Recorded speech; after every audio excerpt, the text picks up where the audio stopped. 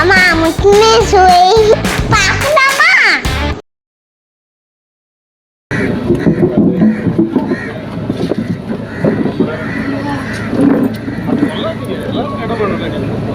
செந்தமிழ் சொல்லெடுத்து இசை தொடுப்பேன், வண்ண சந்ததியிலே கவிதை சரம் தொடுப்பேன் என்னும் பெரும்பாட்டன் பாரதியின் கவிதை சரளத்தை ஆன்றோர் பெருமக்கள் முன்பாக சமர்ப்பித்து அன்னை தமிழை வழங்கி வன்னிக்காட்டின் தலைவன் எங்கள் மேதகவே பிரபாகரன் இருக்கும் திசை தோங்கி வணங்கி எங்கள் அண்ணன் செந்தமிழன் சீமானுடைய ஆருயிர் இளவல் உங்களோடு. அன்பிற்கினிய தாய் தமிழ் உறவுகளே, இந்த ஆர்ப்பாட்டத்தினுடைய நோக்கம் என்ன? சட்டம் ஒழுங்கு சீர்கடவில்லை, சட்டம் ஒழுங்கு என்பதே தமிழ்நாட்டில் இல்லை என்பதுதான் பிரச்சனையே. 2021ஆம் ஆண்டு என்று திராவிட முன்னேற்ற கழகத்தின் தலைமையில் ஐயா ஸ்டாலின் அவர்களுடைய ஆட்சி தமிழகத்தில் ஏற்றப்பட்டதோ அன்றே தமிழகத்தில் சட்டம் ஒழுங்கு என்பதே இல்லாமல் போய்விட்டது. அதற்கு ஒரு ஆக சிறந்த எடுத்துக்காட்டு என்னவென்றால், அன்பிற்கினிய உறவுகளே, கள்ள திருடனாம் எதை திருடினான்? கல்லை திருடவில்லை. தமிழ்நாட்டு மக்களிடம் வாக்கிற்கு பணத்தை கொடுத்து மக்களிடமே கயவனாக வாக்கை திருடி வென்ற கூட்டம் தான் இந்த திராவிட கூட்டம். தமிழ் தேசிய புலிகளை போன்று, நாம் தமிழர்களின் பிள்ளைகளை போன்று 31 லட்சம் வாக்குகளை 2021 தூய வாக்குகளை பெற்ற கட்சி இந்த தமிழர் நாட்டில், இந்த இந்திய தேசத்தில் ஏதேனும் ஒரு கட்சி உள்ளதா? அங்கேயே அவன் திருடன் ஆகிவிட்டான். நாம் தூயவர்களாக மாறிவிட்டோம். அன்பிற்கினிய தாய் தமிழ் உறவுகளே, இங்கே ஒரு புலி கூட்டம் கத்திக் கொண்டிருக்கின்றது. எதற்காக கத்திக் கொண்டிருக்கின்றது? ஞாயிற்றுக்கிழமையிலே ஓய்வெடுக்கின்ற வேளையிலே நாங்கள் யாவரும் அரசாங்க ஊழியர்கள் கிடையாது, மாட மாளிகைகளில் வாழுகின்ற ஜமீன்தார்கள் கிடையாது, வாரிசு வழியில் வந்த அரசியல்வாதிகள் கிடையாது. எங்கள் மண்ணுரிமைக்காக, இந்த மண்ணின் உரிமையை நிலைநாட்டுவதற்காக இந்த திராவிட பன்றிகளை வேட்டையாட வந்த தமிழ் தேச புலிகளாக நாங்கள்.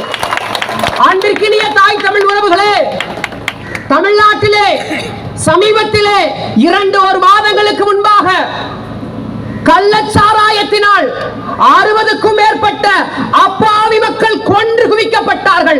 எப்படி ஈழத்திலே நம்முடைய தொப்புள் கொடி உறவுகள் சிங்களனால் கொன்று குவிக்கப்பட்டார்களோ அதே போன்று இங்க திராவிட கூட்டத்தினுடைய அடிமைத்தனத்தால் 60க்கும் மேற்பட்ட அப்பாவி தமிழர்கள் கொன்று குவிக்கப்பட்டார்கள். அன்று கொன்று குவிக்கப்பட்ட அங்கு தமிழர்களுக்கு என்று விடியல் கிடைக்கவில்லையோ, இங்கும் இந்த விடியல் ஆட்சியில் இதற்கு விடியலே கிடையாது என்பதுதான் நிதர்சனமான உண்மை. அன்பிற்கினிய உறவுகளே, இங்கு சாராயத்துறை அமைச்சர் ஒருவர் இருக்கின்றார். அவர் பேசுகின்றார், பகலில் குடிப்பவர்களை குடிகாரர்கள் என்று சொல்லாதீர்கள். யார் அப்புறம் சொல்றது? என்ன சொல்றது?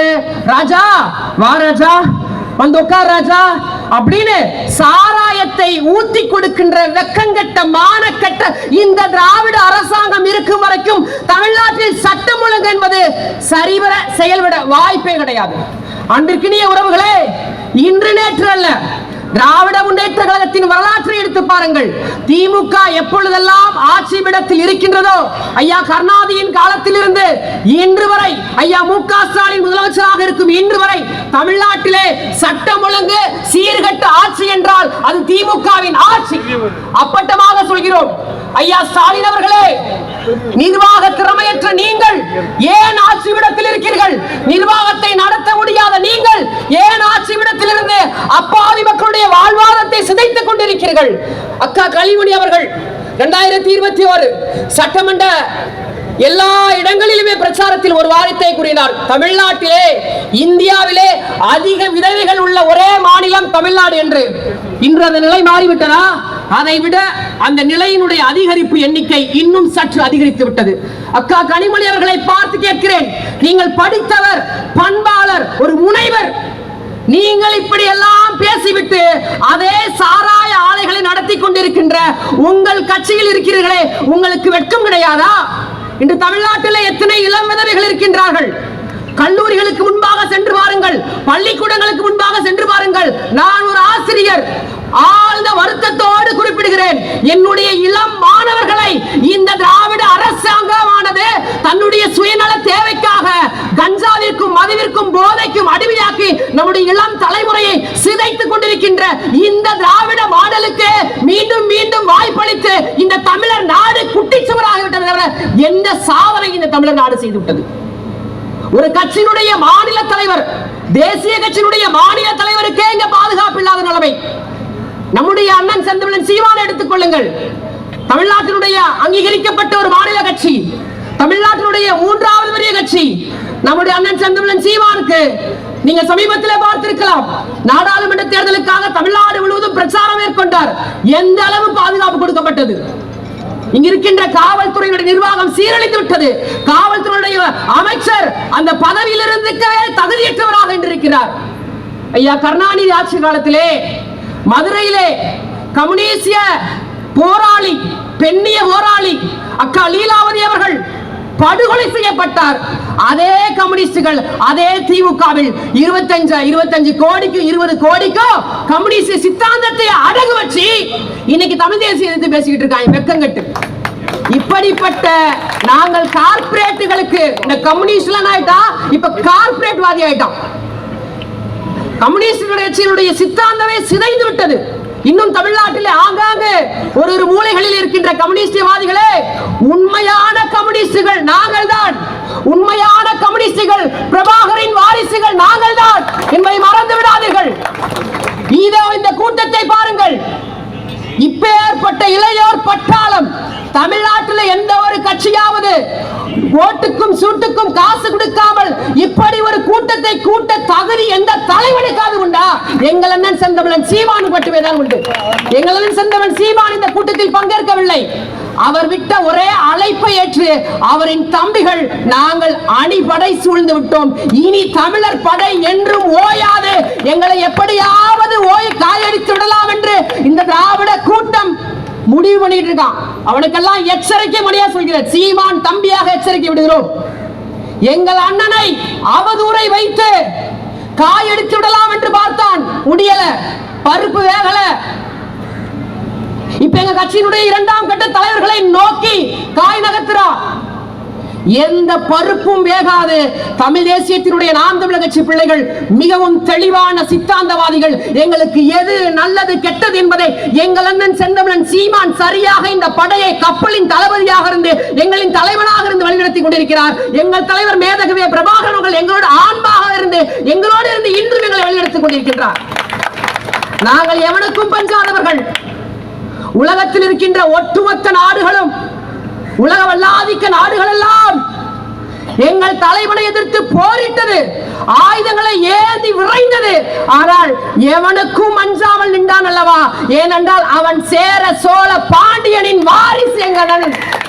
அப்படிப்பட்ட வாரிசு வழிவந்த எங்கள் அண்ணன் செந்தமிழன் சீமானை நீ அசைத்து பார்க்கலாம் என்று நினைத்தால் நீ உன் காலடி மண்ணு கூட பெறாமல் இந்த தமிழர் நாட்டிலிருந்து நீ விரட்டி அடிக்கப்படுவாய். உன்னுடைய பூர்வ குடியாக விரட்டி அடிக்கிற காலம் வெகு சீக்கிரத்தில் வரும். கட்டாயம் அது நடக்கும்.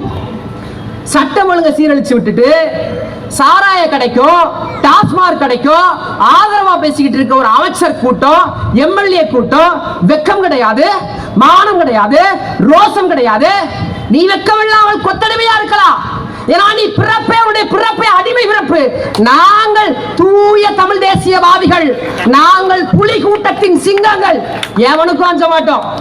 நாங்கள் பார்க்காத வழக்குகள் கிடையாது. எத்தனை வழக்குகள் போட்டு வேண்டாலும் எங்கள் அண்ணன் சிறையில் முடக்க நீங்கள் முயற்சிக்கலாம். ஆனால் அதற்கெல்லாம் அஞ்சாத ஆகச் சிறந்த தலைவன் எங்கள் செந்தமிழன் சீமான். 160க்கும் மேற்பட்ட வழக்கு தமிழ்நாட்டில் ஒரு கட்சி தலைவர் மேல இருக்குன்னா அது அண்ணன் செந்தமிழன் சீமான் மேல் மட்டுமே தான். உண்மையிலே என்னுடைய மாணவர்கள் மத்தியில் நான் பேசும் பொழுது நிறைய பேர் இந்த செய்தித்தாள்கள், இன்னைக்கு சமூக வலைதளங்கள் பெருகிவிட்ட காலம். இந்த சமூக வலைதளங்களை பார்த்துட்டு மாணவர்கள் நிறைய கேள்விகள் எழுப்புவாங்க. அவங்க கிட்ட நம்ம உண்மையை சொல்லும் பொழுது அதை நான் தேடணும்னு சொல்லுவேன். நான் தேடுங்க, நான் சொல்லுவதை நம்பி விடாதீர்கள். நீங்கள் அது சார்ந்த விஷயங்களை, வரலாற்றை தேடுங்கள். நாம் எப்படி வீழ்ந்து கிடக்கும் என்பதை புரிந்து கொள்ளும் என்று இன்று பல்வேறு மாணவர்கள் வரலாற்று பாடத்தையே தன்னுடைய பாடமாக எடுத்துக்கொண்டு இந்த திராவிடத்தின் முகமுறையை கிழிப்பதற்காக பல்வேறு மாணவர் பட்டாளர் கிளம்பிவிட்டு என்பதை இந்த திராவிட கூட்டம் மறந்துவிடக் கூடாது. இந்த ஆரியனுக்கும் திராவிடனுக்கும் என்ன ஒரு வித்தியாசம் தெரியுமா? 2 பேரும் இடத்துல சேர்ந்துப்பான், அவதூறுன்ற விஷயத்துல சேர்ந்துப்பான். அப்படிப்பட்ட கேவலம் பெருத்த அசிங்கப்படுத்த கூட்டம் தான் இந்த கூட்டம். இவங்களை பத்தி பேச வேண்டிய தேவை கிடையாது நமக்கு. நம்முடைய ஒற்றை நோக்கம் 2020 நம்முடைய அண்ணன் செந்தமிழன் சீமான் அவர்களை தமிழர் நாட்டினுடைய முதல் அமைச்சராக தேர்ந்தெடுப்பது மட்டுமே தான். அன்னைக்குதான் இந்த பிரச்சனைக்கெல்லாம் தீர்வு கிடைக்கும். இந்த ஆர்ப்பாட்டத்தினால தீர்வு வந்து நினைச்சிடாதீங்க. இந்த பிரச்சனைக்கு எல்லாவற்றுக்கும் தீர்வு அது மட்டுமே தான் என்பதை நீங்கள் மறந்து விடாதீர்கள்.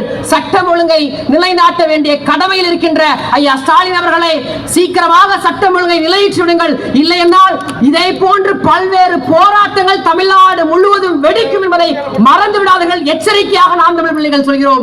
இனியேனும் தமிழர் நாட்டில் கொலை கொள்ளை என்று நடைபெற்றால் நீங்கள் முதலமைச்சர் பதவியில் இருப்பதற்கே தகுதியற்றவர். தயவு செய்து பதவி விலகிவிட்டு ஆக சிறந்த திறமைத்தன்மை வாய்ந்த நிர்வாக திறமை உள்ள எங்களின் செந்தமிழன் சீமானுக்கு அது ஒரு முறை என்று வாய்ப்பு கொடுத்து பாருங்கள். என் அன்பிற்கினிய தாய் தமிழ் உறவுகளே, இனியேனும் வீழோம், இனியும் விழுந்து கிடந்தோம் என்றால் இந்த அவதூறுகள், இந்த வசை பேச்சுகள் இதையெல்லாம் 15-16 ஆண்டுகளாக கடந்துதான் நம்முடைய தாய் புலி இந்த மண்ணிலே நிலைத்து நிற்கிறார். எந்த விதமான அரசியல் பின்புலம் இல்லாமல் வந்த சிவகங்கை காட்டில் இருந்து வந்த ஒரு நபர் என்பதை மறந்து விடாதீர்கள். அப்பேற்பட்ட அண்ணனுக்கு இந்த தருணத்திலே நாம் ஓங்கி குரல் கொடுத்து அவரோடு நிற்போம். 2024 தமிழ் தேசியத்தின் தலைமகன் எங்கள் அண்ணன் செந்தமிழன் சீமானை தமிழர் நாட்டின் முதலமைச்சர் ஆக்குவோம் என்று கூறி வாய்ப்பு நன்றி. வணக்கம். நாம் தமிழர். தலைவர் வாழ்க, தமிழ் வாழ்க.